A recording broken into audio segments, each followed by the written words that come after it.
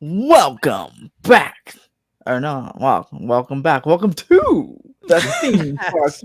Universe podcast debut episode with special guest, the Ambassador, and co-host, Mr. Dr. Dre Vash Guy. He's back. He's back after a 6-month absence. Where was he? He was at Disney World. Man, oh man. Ah, Dr. Dre, where can people find you? Right now, they can find me right here where you're listening or watching, depending on your medium there for the kind viewers at home, in the car. I don't know. You can find me right here at Theme Park Universe. We're going to be doing some, podcasts talking about all theme parks, kind of all over the nation. It's going to be really cool, really exciting. I cannot wait for people to tune in and maybe learn something in the process, have some fun, be cool. And the Ambassador, if you Howdy, watch howdy. Theme Park Wizard, you saw both these people on there. The Ambassador has his new channel, 98% almost ready. Tell him about it, Ambassador. Well, hey, thanks for having me on Theme Park Universe, episode 1. And it's okay if you said welcome back, because there's going to be people who will probably in the future come back and watch this first episode. And so, True. hey, welcome back, There But you go. I had a show for a very long time called the Enthusiast Roundtable on a different YouTube channel. That YouTube channel has since I've left that YouTube channel and but brought the Enthusiast Roundtable with me. So my new show is called Enthusiast Roundtable, ERT for short, and those in the know. But yeah, we've had the Wizard as a guest, and I would love to have Mr. Dr. Dre as a guest in the future. You're always welcome. There's a seat always welcome for you at the table. So I'm glad to be here. Let's talk shop. Let's do it. And the Ambassador is the Six Flags king, the king of the park. He's walked around it miles and miles. And I had to have him on for this Six Flags discussion. When's the last time you were in the Six Flags? Well, I haven't been inside Magic Mountain probably for a little teeny bit. I think it's been 2 weekends ago. I know that doesn't seem like forever, but my current day job is open the exact same hours that the park is open right now. So unless I played hooky, I haven't been able to go, only on weekends. And plus, it's just been so gosh darn hot here. But I mean, Dr. Dre is going to be like a Crimea River where he's at down in AZ. Right. But no, it has been pretty hot to walk around a park. But I was actually there this morning, but I didn't go in. I do a little, maybe once every 2 weeks, I do a little segment called Morning from the Mountain where I do a live stream on Instagram. I just saw that. just, kind of just talk about what's going on at Magic Mountain and just anything like that. But yeah, exciting news in the Six Flags world today. It is. And Dr. Dre, when's the last time you've been to Magic Mountain? I know you came out here for Universal and Knott's and Disney recently, but when's the last time you went up to the hill? Oh man, to the hill. It's been a while since I've been to the mountain, and when you're staying in Anaheim, and it's a far drive through traffic to make it up there. So unfortunately, we don't make it up there with the regularity that I would otherwise prefer. And to give you an idea of the last time I went there, well, it was actually before Twisted Colossus. So I'm really hoping. Wow. I know. Good. Oh, I know. I gotta get out there. It's driving me nuts. But I always keep kind of a watchful eye from a distance of the park because it's one of the Southern California attractions that brings people from all over the world to come to the coaster capital. So I always have a fond spot in my heart for it. Yeah, for sure. Stay tuned to Theme Park Wizard and Theme Park Universe if you want to know any updates about Magic Mountain. He does regular updates right there. That's right. Stay tuned, because boy, there's stuff happening. And as you know, if you stay tuned to the what was it called? In the Magic morning in the mountain, morning in the mountain, Morning from the mountain, or daily update. Well, I wish they were daily. I wish they were even more frequently than that. I mean, again, it's like, this is gonna be the most boring part ever. So I apologize for anybody who tunes out. But I have about an hour and a half commute to work, and I have to leave about 7:45 in order to get to work by 9. And usually, if things are going okay and I'm out a little bit earlier, I'll do the morning from the mountain before I have to then. I can spend about 20 minutes do my little thing, but sometimes I just sleep in and I don't want to. Sleeping in is wonderful. So what was announced was officially announced was that solar panel project. Now, when I was there last one of those weekends, I didn't see anything happening with it. But I mean, I feel like you were there a little bit more recently, or maybe I don't know, 2 weekends ago. That's when I no, you were this morning in the parking lot, I Yeah. presume. What's happening with that? See anything? What's going on there?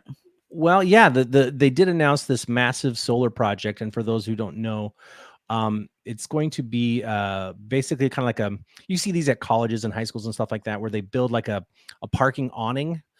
Where the roof is covered with solar panels, and so there's like you can park underneath it, so it'll provide shade and also provide power.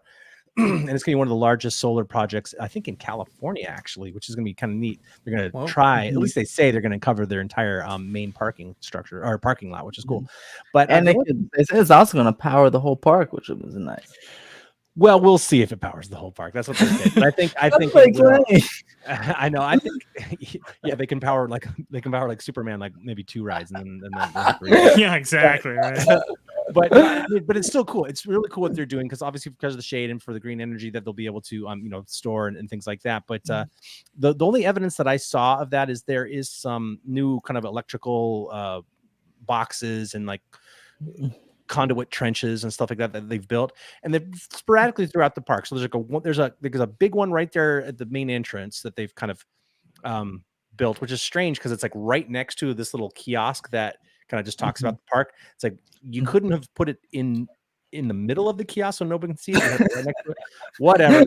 Hopefully they'll hide it a little bit better. And then there's a place up by Tatsu that has a big infrastructure that's gone in. They've done all sorts of conduit work over in the Bugs Bunny land area, and a lot of people are thinking that the work that's going on around the Golden Bear Theater, people are like, oh, it's a coaster.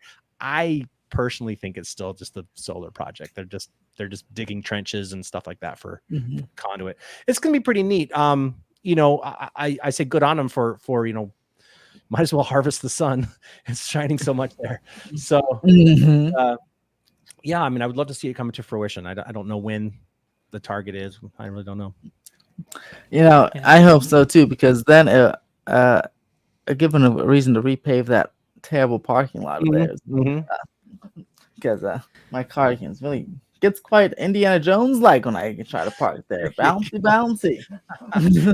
Go to Disneyland. We'll just put on the Indiana Jones soundtrack in your car and drive through the Six Flags Magic Mountain Park.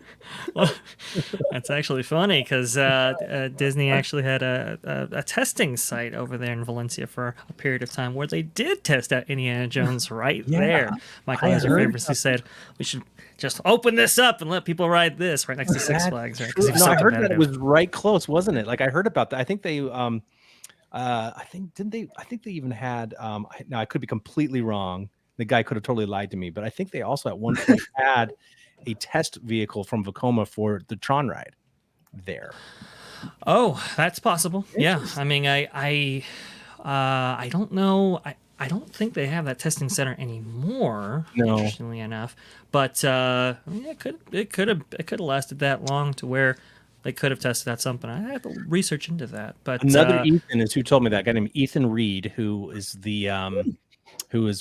basically the guy that like designed did all the design work for like what's it called, what's the dark ride called Disney Shanghai, the Manor Manor. Well, it would be at Hong Kong. Hong Kong, yeah. Yeah, Mystic Manor. Hong Kong, yeah. Manor. So Mystic Manor, he's the guy that basically designed the whole thing. He designed also the Hollywood celebrity ride that now became Monsters Inc. I'm so apologize, I don't know the names, but the Superstar Limo. Yeah, Superstar Limo. He designed that, and then he also did the redesign into Monsters Inc. This is like a legit Imagineer guy who no longer works for Disney, by the way. But his name is Ethan Reed. Super cool, and he was the one who told me that he bring him on. No, he's a cool guy. He lives in Valencia. Like he very cool. He designed like all the what are they called? Something in Friends. What are the Disney characters that are only found in Asia that are like something in? Those Duffy. No, yeah, Duffy and Friends. That's him. Duffy, yeah, that's him. That's his design. Those are his. Oh, that's cool. Super legit guy. He's the one who told me that he sat in a Tron test vehicle seat in Valencia, and he could see them building Tatsu, and he just thought it was funny that he could see Tatsu being built while he was sitting on Tron. Now he could have been like Ethan, not you, Wizard, but Ethan Reed, are you lying? Well, Seems to be legit to me. he's definitely got the credentials, so I'll take his word for it, at least initially. Or he's got the real Ethan Reed trapped in his basement and he just knows everything about it. Hey, I mean, it's all these things are possible. A wise man once told me, "Trust but verify." So, right. you know, Gotta but verify. I'll trust for now. But now, Mark, Yep. Fright Fest is coming up, as Yes. you know. Do you go? Have you been? Do you like it? Is that your favorite haunt event? What do you think about this year's Fright Fest announcements? Yeah, no, I think it's really cool. For Magic Mountain, at least. I don't know any of the other Fright Fest announcements for the rest of the chain, but I will answer those in sequentially. Have I been? Yes, I have been. I try to go every single year. I think it's good. Am I planning to go? Yeah, I think when I went last year, it was the first time that they'd opened back up again since the shutdown of the pandemic. Mm-hmm. And I think they really went all out last year, but there wasn't very many guests because I still think there was some, like, park visiting hesitation from people. But I think they went all out. Like, it was probably some of the best I've seen in many years. And now this year, they're adding 2 Warner Brother IP. I mean, they're trying to compete with Universal here, which is really neat that they're bringing in Saw and The Conjuring, which is really neat that they're adding these 2 new things. I was shocked to see how that goes. I mean, because you got to compete with Universal. I mean, come on, Universal's like they're like the kings. And I would say, even though I do like Universal's very much, I think it's really well done, I still think my favorite is Knott's Scary Farm. That's my favorite. It's not called Knott's Scary Farm anymore. They try to change it, right? It's called like Knott's like Halloween something. Like, they wanted to get rid of Knott's Scary Farm because it sounds too much like it's not scary. I'm like, okay. Yeah, It's the best. It was, It's so good. Halloween Haunt for a while, but Not Scary Farm was incredible. Still my favorite event. Yeah. Dr. you, Dre, Dr. have Dre? you been to Fright Fest?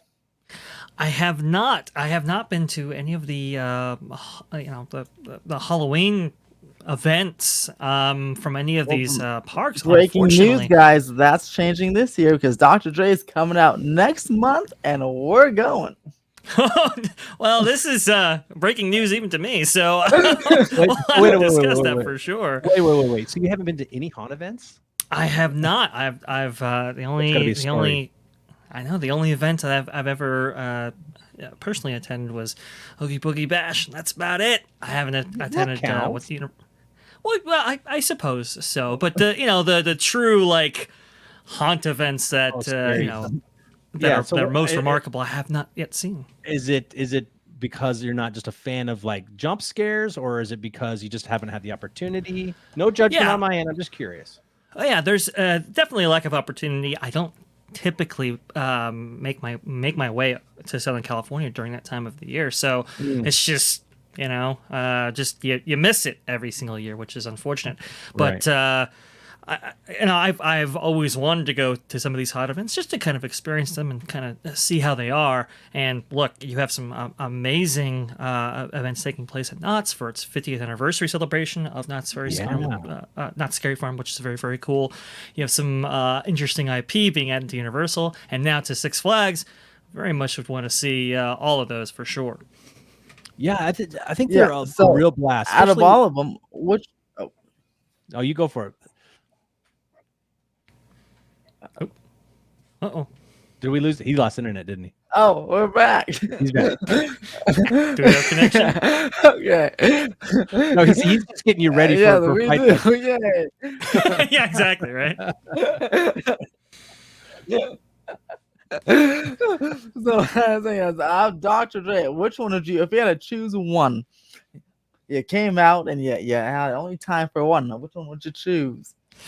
Oh, that's a really interesting question. Wow, putting me on the spot too. Son of a. Okay, probably not Scary Farm, just because I love Not Scary Farm, the park, and it's one of the original kind of Halloween events. Yeah, right. They started it up. They're celebrating their 50th. I think I would err on that, but man, Universal is definitely calling my name, so it's definitely between those two. You couldn't go wrong with either one of them. I think Knott's is a great bet. You'll have a great time there, but Universal is just like level of detail. Like is just like is where you can see who has money. Let's just put it that way. Let's just rip that Band-Aid right off. Right? Universal's got money. But the cool thing about Knott's is that it has this the history with it. Not only the history of the park, but the history of the event. And I think that their event is what's the word? I guess scarier, if you can say that. Like, really, I agree. Not really good job at just not. Yeah. I went to Horror Nights for several years now. Ever since the first time till now, I never got scared. Oh, maybe a couple times in a house, but like, ooh, but like, whoo! I went to Knott's twice for the first time 2 years ago. And both times, woo! Scared my socks off at times. Great. Yeah. It's like production value. Universal is production value. You're like, wow, you're like really impressed with like, holy cow, this is cool. But, yeah. And not insane. Walking through Ghost Town and complete fogness, if you can't see your friend next to you, I was holding my hand. Couldn't see her. It was incredible. Loved it. There's definitely a charm there for sure, which I think is plays into the scare factor. It's a more intimate setting. Well, and plus with the fun events of these past few years, with like the shootings and the stabbings and all the fun stuff, that's just a great another element Man, adding some real life factors and some real life scares. And I don't want to get the first episode canceled. It's okay. I was just easy. Not Fairy Farm. I'm just all love. Chaperone policy. You're fine. Exactly. That's right. It's the chaperone policy. Yeah, but not with their merch this year with that lantern. It looks pretty cool. They can activate 100 activities. Super cool. Six Flags, do you think the mazes, the new ones, will be good? I mean, they're opening a little late, but do you think when they open, they'll be like boom, like wow, at least a wow for Fright Fest? I hope so. It's like I honestly think that there's only like maybe one or two mazes that are their regular mazes that I think are really, really good, just personally. But that doesn't mean that the event isn't fun. I just think that just coming out and going and appreciate the maze. So the fact that it's new, I think there's going to be a lot of like maybe it's hard to say because obviously with these IPs that they've got, I think they really do want to try to knock it out of the box. But I mean, Six Flags, they do sometimes disappoint. But we'll see. I'm hopeful. I'm going. Shoot, I'm excited. I think it'll bring a lot of people. I really do. Now, Wizard, you did mention that these were going to be opening up on a little bit of a later delayed schedule. Could you give us some of those dates and maybe we can discuss that? Because I thought the release schedule for some of these mazes is a little bit bizarre. Fright Fest itself opens next week, next Friday, September 8th. Then The Conjuring opens a week later on September 15th, and then the Saw Maze, which was an empty maze until a couple weeks ago, opens on September 27th. So about halfway through the entire event, which is quite interesting. I know they got those kind of late, but still, I was like, wow. Like Universal, for example, had their Evil Dead Rise maze last year built out, right? But at the last second, the movie got delayed, and some with the licensing got messed up. So they quickly converted it to the original maze, Horror Hotel, which was almost a carbon copy of Evil Dead Rise. And you can see it, like the bathtub scene is literally the bathtub scene from the movie. Just wow, the girl there. And they made their own little storyline. So I'm thinking, man, I know Six Flags got some of these IPs a little late, but I feel like they could have, at least built the maze, had a little backup plan just in case they couldn't get them, instead of opening it so late. What do you think about that, Mark? I don't know. It's hard to say. I don't really know the ins and outs when it comes to like what their licensing agreements are, whether or not they had to, wait for some sort of agreement to go through before they could move on, or maybe they were even still trying to like work on a space because, luckily they were able to get this new space that that's right in between Wonder Woman and kind of like the Crazyanity areas where Tidal Wave used to be. They've got the big tents there, which is neat. So maybe they were just behind schedule on clearing that area to get it to come in. I don't know. I still don't know where the other maze is gonna. I don't even know what maze is gonna go there. Maybe you do. I don't know. Maybe they're both gonna go there, and maybe what they're doing is they're just gonna have Saw first, and then they'll clear it out, and then come to the Conjuring. I don't know. Who So, knows? the Conjuring one is supposed to go by the games by top. Oh, up there. Is that what they're doing? I've seen. Yeah, them that's why it's closed for it right there. Yeah, And then there's some Saw's gonna rumors go that they're over gonna. there. Yeah, they're gonna put it in there. Has that been confirmed? Yes, Oh wow. I think Six Flags mentioned at their Midsummer Scream. Oh right. Okay. notes No, I mean, there. I don't know. I mean, it could be licensing. It could just be. I don't know. They're just lazy. I don't know. I have no. I hope not. Or maybe. yeah. Oh, I'll tell you what it is. This is gonna be an exclusive right here on the first episode of Team Universe. They've actually got the actual actors from the films, and they're contractually, because they're working on other films, they only have them during these certain times. Shoot. Yeah. You know, could I mean, be. that's Could be. That'll be pretty. And that's why we're not getting a roller coaster this year. There's the budget.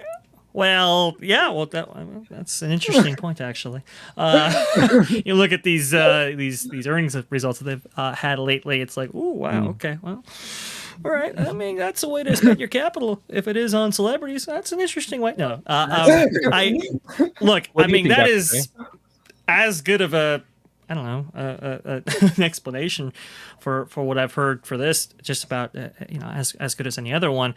It is kind of strange. It is weird, whether it is licensing or something else. It's weird to have this kind of delayed rollout for some of these mazes. Now, operationally, it could work out because it's like, okay, let's see Fright Fest this year. So you had that initial rush, and then now you've given something to look forward to in the middle of the event, so you can get those people hopefully back in there. That's a good idea too. Yeah, I like right that. when it ramps up. So I mean, maybe it can work out, but it is very, very strange not have everything day one. It could be staffing as well. I'm Sure. wondering if maybe one of the other mazes closes down, like one of the regular ones, so that they can staff up the other ones. I don't know. Yeah. Interesting.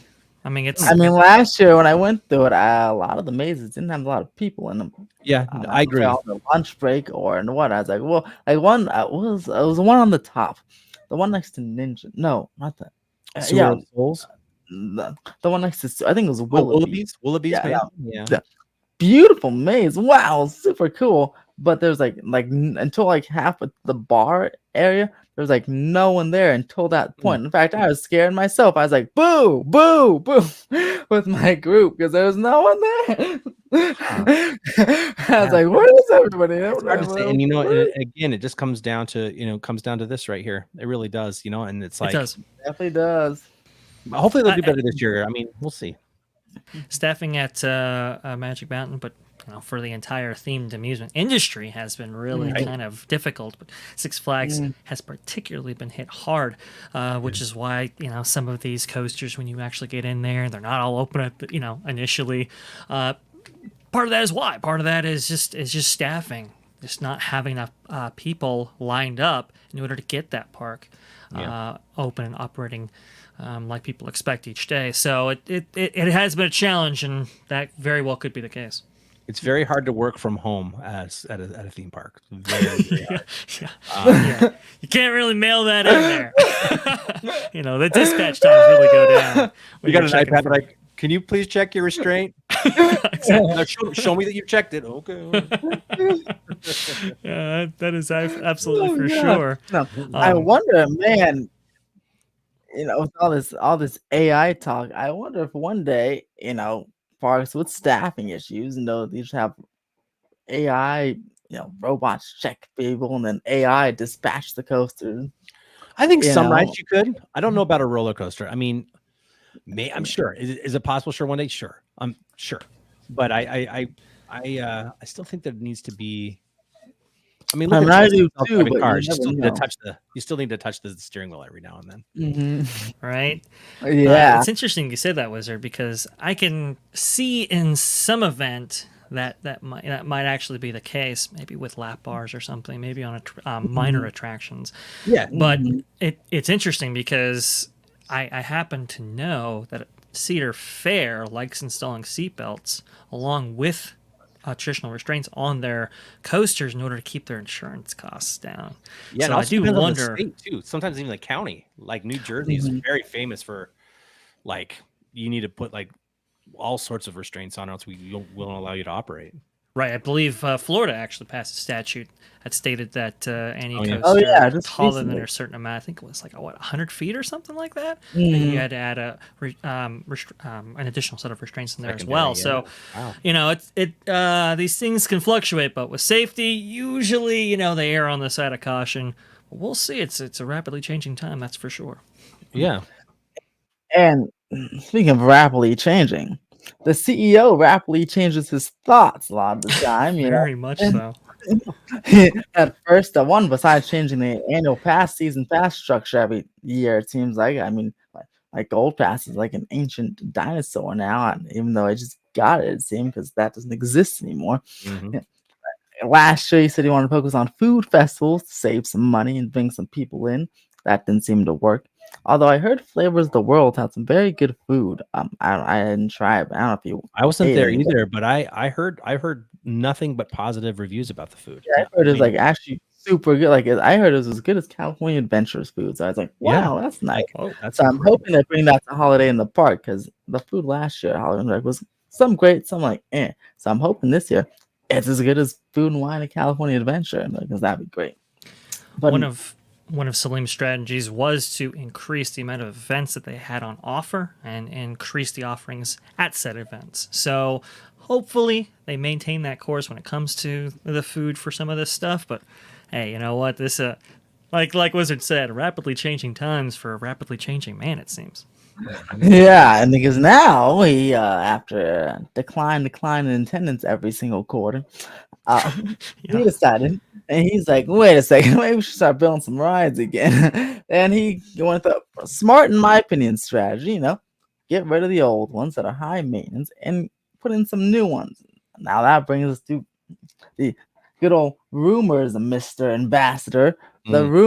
The rumors, Ambassador. What do you think about these? So I heard a couple years ago, I think it was Screamscape, and then some form. In 2024, again, this is a couple years ago. In 2024, it was like Six Flags can get something big. It was that one room opened in 2022, and they said in 2023, Six Flags is nothing. In 2024, Six Flags is something big, Magic Mountain. And but then the new CEO came and things changed. But then now I'm hearing that big thing again, but for 2025 and seeing a little some of the markers now. It could be for the solar panel project, but the the lining up of them is very interesting, Dr. Dre. I mean, Ambassador, so many names. Think about it. The Lucky Dragon had some survey markers, right? The Golden Bear Theater has some survey markers, and I heard on some two people that the Golden Bear Theater and Ninja, or they were told that Ninja and the Golden Bear Theater are supposed to get demolished, and these things seem to line up. Hmm. I don't know. Seems like I feel like something big may just be coming. What do you think, Ambassador? Dr. Dre? I'll tell you. Here's what's interesting. I'm going to do a little bit of backstory. It's interesting because like today, Six Flags announced a lot of their new rides coming around their different parks, and in the past, obviously, I'm going to take the pandemic and just kind of like put that aside because that was just an oddity in the universe. So normally they've kind of had this model where they've yeah, blip, where they've tried to give every park in the chain at least something, and if it was like something silly like, well, we have the bumper cars, but now we're going to call them the Teen Titan bumper cars. Okay, Right. at least it was something. Yeah. They didn't do that this year. Famously. Magic Mountain didn't get anything. So are we looking at a Cedar Fair type of strategy where they were going to give some to some parks and then maybe wait a year, maybe wait a cycle, maybe wait a season, whatever, and then give the other parks some? Maybe if that's the case, then the 2025 thing for Magic Mountain could be ramping up. Now, I'm still of the belief that the Golden Bear Theater that would be demolished before Ninja would, because Ninja just got a brand new fence installed, brand new execute that one of the sources said that potentially, because someone brought that up, the brand new fence. That the guy said, "Well, what if the brand new fence is in preparation for the Cook's new project?" So I was like, I don't know. Yeah. Okay. Well, I heard rumors of when they started clearing the land on the hill for the neighborhood up there. People said maybe Magic Mountain had bought that and they're going to build a hotel up there. I heard that for years and years and years. But I think that the markers that we're seeing by the Golden Bear Theater and up top by the Laughing Dragon, when you do see them in line, pipes also run in straight lines, and so do that is true. So we got to remember that this is an older park, and I remember when they were building West Coast Racers and the whole underground area, the brand new underground area, which Dr. Dre, you realize that they built a whole new land. Anyway, that was pretty impressive actually. And but when they were building that, I remember there was some kind of work off to the side over by the Sky Coaster. And I was like, what's going on? Is this going to be for a new footer? Like, oh my gosh, does it come out over here? And I ended up talking to one of the guys. He's like, no, we're replacing a gas main. Whole long line, all the markers like, we just figured, hey, we've got equipment here. We're redoing everything. Let's replace this gas main that we know is super old from the 70s. Let's just put a new one in there. So I really, and listen, I'll eat crow. Let's see, what time is it? It's 9:13 p.m. Pacific time on August 30th, 2023. I could be wrong, and I will be happy to eat this hat right here. But I really don't think that, because there's all these Giga rumors, and if you're going to make a Giga, you're not going to put it at the Golden Bear Theater. It just doesn't make sense. As much as I would like Six Flags Magic Mountain to be a Blackpool Pleasure Beach where they just have rides on top of rides on top of rides, because if you're not going to theme your rides, at least theme them with the other rides, which is cool. But there's so much land. If they're going to build a Giga, they're going to build it out into their overflow parking lot. I mean, there's a place to do that. And if you got to also you think that Gigas are expensive, and building on a hilly terrain like that would be just add more money to have to bring in the Sky Crane helicopter to put the the things. It's Tatsu is an oddity. The fact that they built that there is fantastic, but it was super duper duper expensive, not only because of the steel and because it's B&M, but because of the infrastructure that they had to build to make it work where it does. And so I just don't see it happening there. Now I would like to see a roller coaster there. I think that would be really cool to see a roller coaster there. But I would like it to be maybe some sort of smaller capacity, I shouldn't say capacity, smaller footprint roller coaster where you don't have to, I think you got room for like a launch coaster or a spinny coaster or an axis coaster. But we'll what do you think, Dr. Dre? Well, I like to, to find out the truth where we lie. I like to look at the macro, then then look at the micro, right? So, from the macro perspective, going into Salim Basul's own comments for this last quarterly earnings report, going into the second quarter for 2023, it was the months of, I believe, April, May, June. He said this. He said, so those were most probably where we are today. Going into 2024 and 2025, we're going back to putting new rides in. So a lot of our CapEx will be on exciting rides that gives us thrills. We need to go back and we're retiring a bunch of rides that have high maintenance, and then we're replacing them with very exciting, thrilling rides. Again, this is like a 180-degree turn from Salim Basul's comments even a year ago.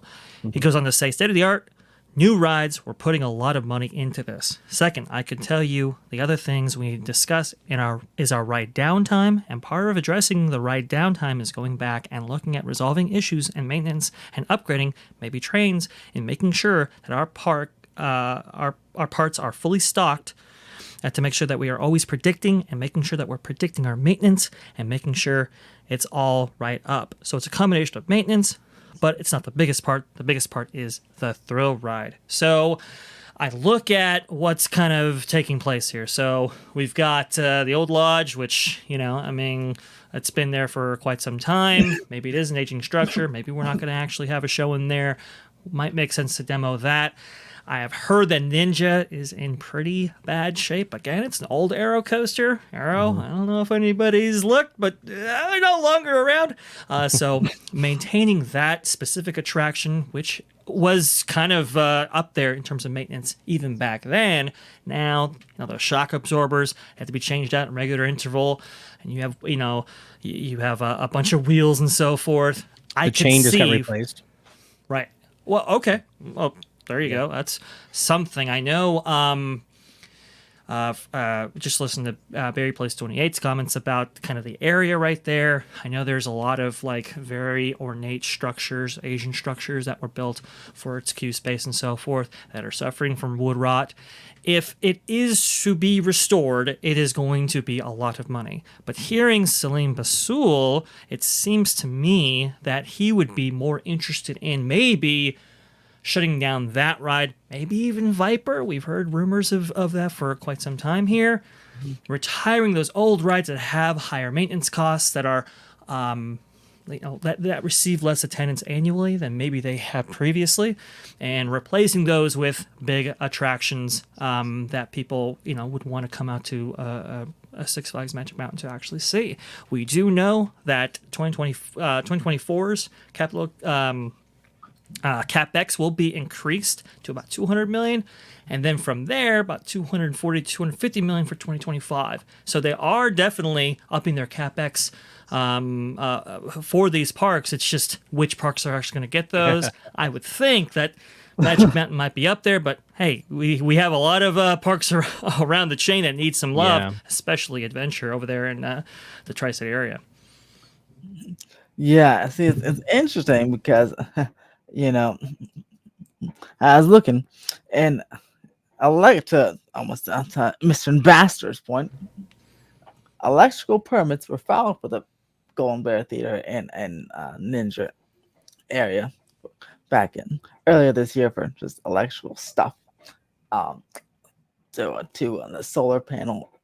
I don't know if it's for the solar panel, but probably for that. But then I don't know, they cut that tree there. It's very interesting. But it would suck if that went through, because Ninja's a nice in between coaster, and Magic Mountain really doesn't have many of those, but it's Gold Rush and Ninja. So if they were to lose Ninja, then it would be like Kiddie Coaster then Extreme. So nothing really to that middle step. It's got a low height requirement too. Yeah, you're right. What if they just tore it down, both the Golden Bear Theater and Ninja, and just put solar panels there? that would be. It's very. I mean, we can't rule that out either. I mean, it's just okay. Why invest in this park? It's already got, 20 park. Yeah, it's already got 20 coasters or something like that, right? Yeah. Why do they necessarily need a new one? Maybe we can just invest in a solar panel upgrade here, which is going to be pretty expensive. Let's be honest here. Yeah, I mean, we'll see if that. Yeah, I don't know the numbers, but it's going to be really expensive. But I'm hopefully that they get some, that starts to pay off for them within a few years. I don't know, it's called dividends. Is that the right word? But I hope that it does lower some of their costs. I mean, I know they say they're going to run the whole park on solar. No, they won't. The Electrek website says their solar panel upgrade will produce 20.8 million kilowatt hours of energy annually, which is enough to electrically power 2,874 households. So, I mean, it's a lot of power, but like you said, Superman. But power for how long? But they always say household power for how long? And again, these are initial stats. When you actually turn the switch on for 1 hour, it'll allow 2,000 households for 1 hour. You have to store that energy too, right? You have to store it too. That's the thing. Like, they're gonna have to build a big battery. I mean, it's not that it's not impossible. Obviously, the solar technology has been proven, especially in large scale. Sure. But I mean, you got to think. We've got the lights, you got the coasters, you got the engines, you've got the electromagnetics on the couple different rides there. Right. You've got a lot of stuff that's gonna. I think that they're gonna maybe sell some of their credits back to the grid, but you think that they're gonna cut themselves off the grid? Fooling yourself. They're not. I think like you, Mark, I think you're right in saying that they're looking to offset costs, right? And smart.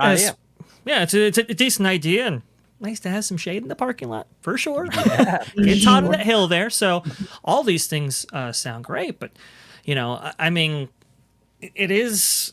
We've been seeing a little bit of decline from Six Flags Magic Mountain under Slim Basul, especially, right? It's Yeah. now gone from a 365 operation to a more seasonal operation. Closing the weekdays, and even on the weekends, they're having staffing issues.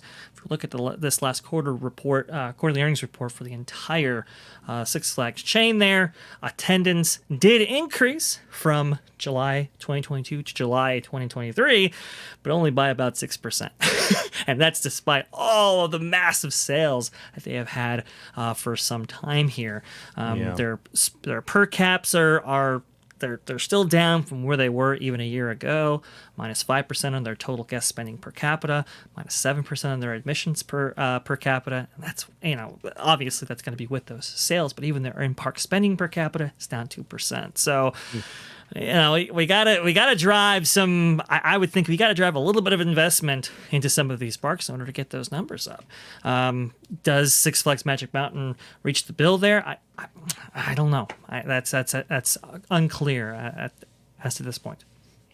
Yeah, it's hard to tell. It's hard to tell. I mean, I think that even just small things. Yes, I do believe, and this is, I don't have numbers or stats or data or anything like that. I just have gut, and I do believe that if they could pretty up their park, which they are doing, I'm going to give them credit. They have been doing a lot about prettying up their park, but just like what I mean by that is they've brought in a big name local painter here in Valencia. That has come in and started repainting a lot of their buildings, which is great. And they've added more park benches and they've added some flowers and things like that. I really do think that stuff like that can bring people in. I mean, you've got Disney just down the road, which just is absolutely bonkers with people coming from all over the place to come visit Disneyland.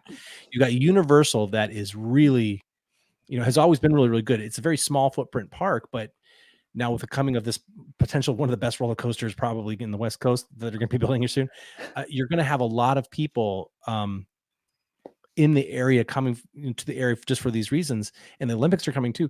But Six Flags has always kind of been known as the doesn't look the greatest, but it has really great rides. But I really do think if they prettied it up a little bit, you could probably bring more clientele that just always had maybe kind of look their nose down at Magic Mountain because they're like, I just don't want to.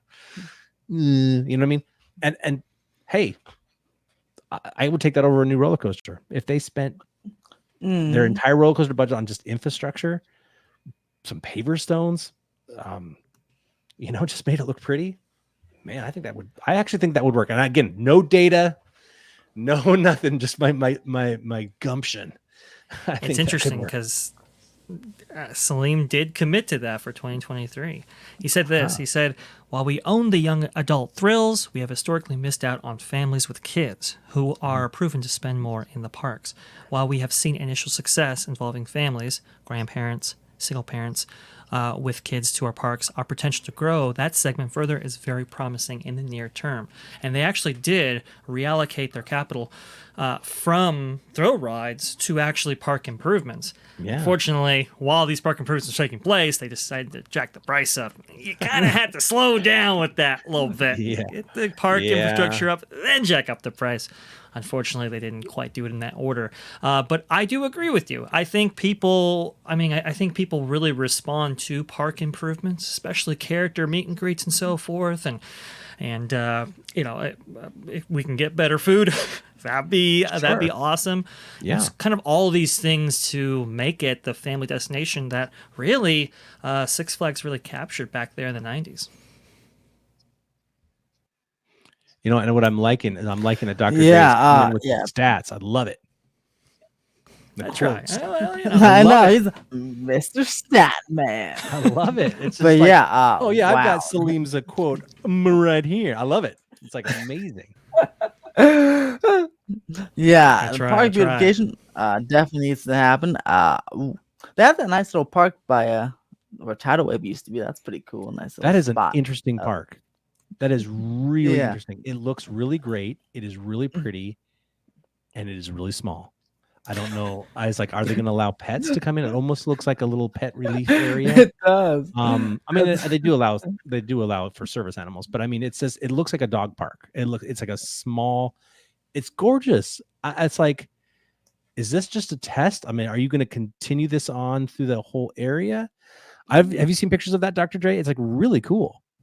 I have not. I do know for a fact that they were in the midst of adding little parks, little rest areas, little more benches, all these things to kind of invite invite families to come and stay. So that is encouraging that they at least did a little something, maybe a little bit smaller than it quite needs to be, but hey, it's something. It is something. It's very interesting. It almost looks like it's like a. Like when parks will build like a miniature version of what they're going to build, like check out this model that we've made of I don't know, it's a small world. Check out this little teeny model, and then there's the big ride. It almost looks like they said, hey, this is what we can probably do going forward, so you can get just a little taste of a park. But yeah, I mean, good old Six Flags. I am encouraged by Salim's ending comments on the call. He said this. He said, you did hear today on how we are innovating across every part of our business, from culture, digital training, revenue management, guest-facing technologies, immersive experiences, rides, beautification, which he has emphasized before, food service, retail, and much more. Success requires not just leveraging our strengths, but also taking risks, overcoming challenges, learning from failure, which, some of these last earnings, you could say, evolving your vision and sometimes reinventing yourself. That is true for both our organization and our leadership. We are excited about our momentum on behalf of the Six Flags team. We appreciate your continued support, yada, yada, yada. We have many exciting events lined up for the second half of the season, including Fright Fest, Kids Boo Fest, Oktoberfest, and Holiday in the Park. We still have 40% of our revenues coming still so far. We hope to see all of the people at those events this year. So, I mean, it was kind of like, oh, okay, he's actually sounding like a CEO who's actually pretty confident and kind of taking a step back and looking and reevaluating the business and going, okay, I'm gonna change some things up. But he still kind of emphasized, look, we're gonna have this beautification or this premiumization, as he is sometimes referred to it before, but also kind of like a balance. Like, okay, we can't just beauty up the park and raise prices. We also have to deliver some attractions to get people in there as well. Yeah. We can't be beautification keeps them there. Go ahead. I said they can't be Hirsch. He's like, we can't be Hirsch in entertainment just like that. You got to exactly right. Yeah. Oh man, hey, well, we'll have to see what if they deliver. We'll be watching after Fright Fest because that's when I heard the Golden Bear Theater will start be torn down. So we'll have to see if that comes to fruition. But anyway, thank you, lovely guest, the Ambassador, for popping up on this channel, on the debut channel. Yeah. Where can people find you, Mr. Ambassador? Right now, I'm on Instagram and YouTube. You can find me on Instagram at _ambassador_ERT. You can find me on YouTube at Enthusiast Roundtable. Come check me out. And Dr. Dre, where can they find you?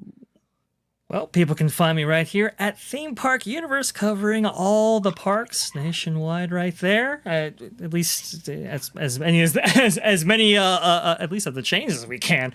But definitely deep diving into some of the lesser talked about stuff, while also delivering content that that the people demand. Disney, Universal, of course. And in that tradition, well, we got to play it here, Wizard. Here we go.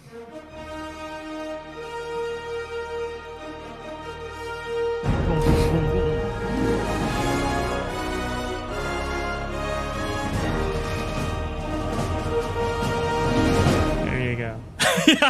Yeah, you got to take your hat off there. Oh my gosh. You got our Nicole Kidman stance on. This is what the movie's made us. Where are all the people, Nicole Kidman? Where are all the other people? Yeah, exactly. That's But yes, fantastic. please subscribe to Theme Park Universe and email us themeparkuniverse2023@gmail.com with all your awesome questions, and we'll answer them on episode 2 of the podcast. Thanks for joining. Have a universe all day. Ha ha ha ha ha. Copyright.